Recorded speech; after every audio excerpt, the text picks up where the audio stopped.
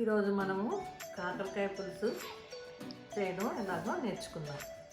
దానికి కావలసిన పదార్థాలు: కాకరకాయలు, ఉల్లిపాయలు, మెంతులు, జీలకర్ర, ధనియాలు, చింతపండు, బెల్లం, కారం, పసుపు, పోపు దినుసులు, కరివేపాకు, ఉప్పు, పచ్చిమిరపకాయలు.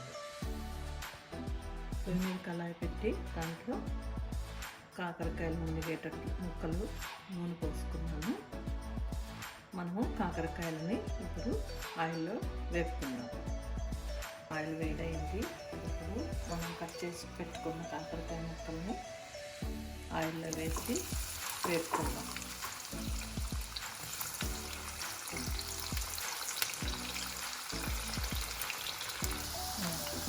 ముక్కలన్నీ వేగిపోయాయి. ఇప్పుడు మనము పక్కకు ఒక బౌల్లోకి తీసుకొని పెట్టుకుందాం. ఈ విధంగా కొంచెం గోల్డ్ కలర్లోకి రావాలి.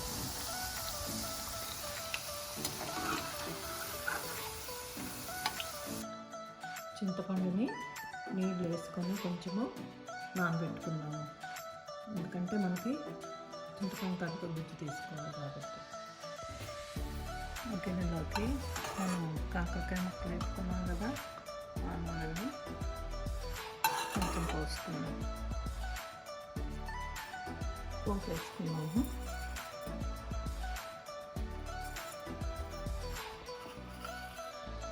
జీలకర్ర, మినపప్పు,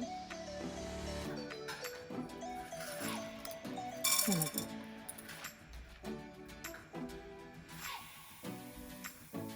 పోపు వేగుతూ ఉంది. ఉల్లిపాయ ముక్కలు వేసుకున్నాం. కట్ చేసి పెట్టుకున్నాం కదా అవి.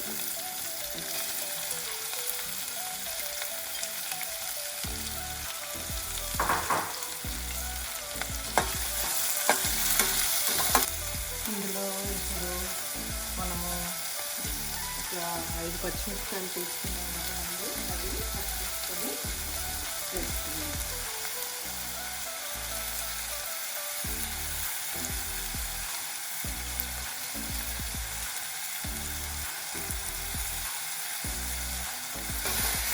కొద్దిసేపు మగ్గనిద్దాం. మగ్గడానికి దీంట్లో కొంచెం ఉప్పు వేస్తాము, ఎందుకంటే బాగా తొందరగా మగ్గుతుంది కాబట్టి.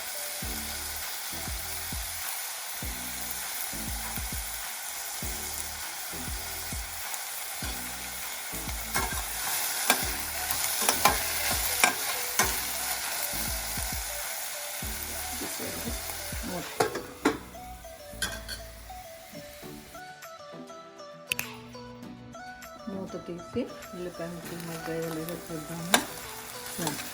ఉల్లిపాయ ముక్కలు మగ్గాయి. ఇప్పుడు మనం ముందుగా పెట్టుకున్న కాకరకాయ ముక్కల్ని దీంట్లో వేసుకుందాం.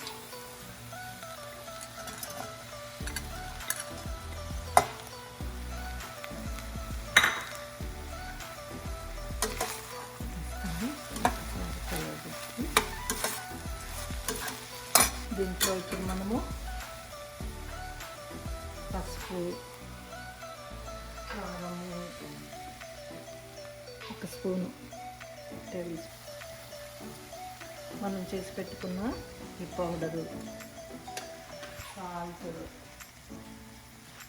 టేస్ట్కి తగినంత కొంచెం వేసుకోండి. మళ్ళీ ఎక్కువ తక్కువ ఒకసారి చూసుకొని మధ్యలో కావాలంటే మనము వేసుకోవచ్చు. దాన్ని కలిపి ఒకసారి తిప్పుకొని కొద్దిసేపు 1 నిమిషం ఇలాగా మూత పెట్టి మగ్గనిద్దాము. చింతపండు నానబెట్టుకున్నాం కదా, దాన్ని ఇలాగా ఒకసారి మంచిగా పిసికేసుకొని గుజ్జంతా తీసుకున్నాం. ఇప్పుడు ఈ చింతపండు గుజ్జుని దీంట్లో తీసుకున్నాం.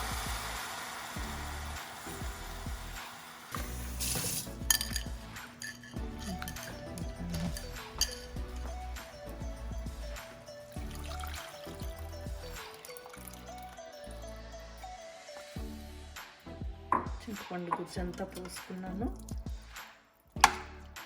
నీళ్ళు ఏమైనా తక్కువ అనిపిస్తే మనము కొంచెం పోసుకోవచ్చు, లేదా ముక్క మునిగే వరకు ఉంటే నీళ్ళు చాలా సరిపోతాయి. ఇప్పుడు దీంట్లో కరివేపాకు కొంచెం,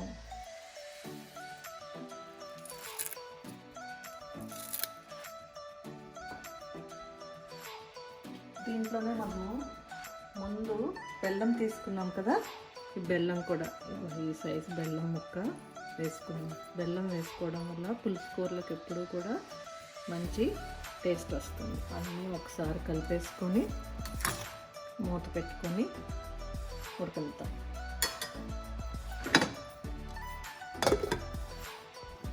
ఇప్పుడు ఒకసారి మూత తీసి కలుపుకొని చూద్దాం. ఆల్మోస్ట్ అయిపోయి వస్తుంది. ఉప్పు కారం చూసుకున్నాం ఒకసారి.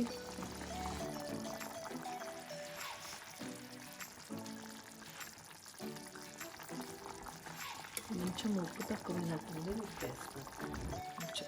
కొంచెం తక్కువ.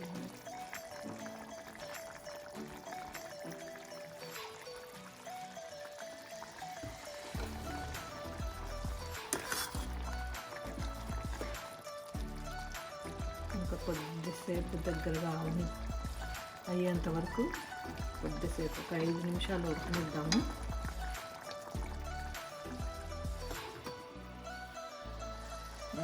పులుసు చిక్కగా అయిపోయింది. ఈ విధంగానే సొరకాయ పులుసు, అరటికాయ పులుసు, అన్ని పులుసులు పెట్టుకోవచ్చు. సేమ్ మసాలాలు వేసుకొని పైనలాగా మనం కొత్తిమీర చల్లేసుకున్నాము. వేడి వేడి కాకరకాయ పులుసు రెడీ.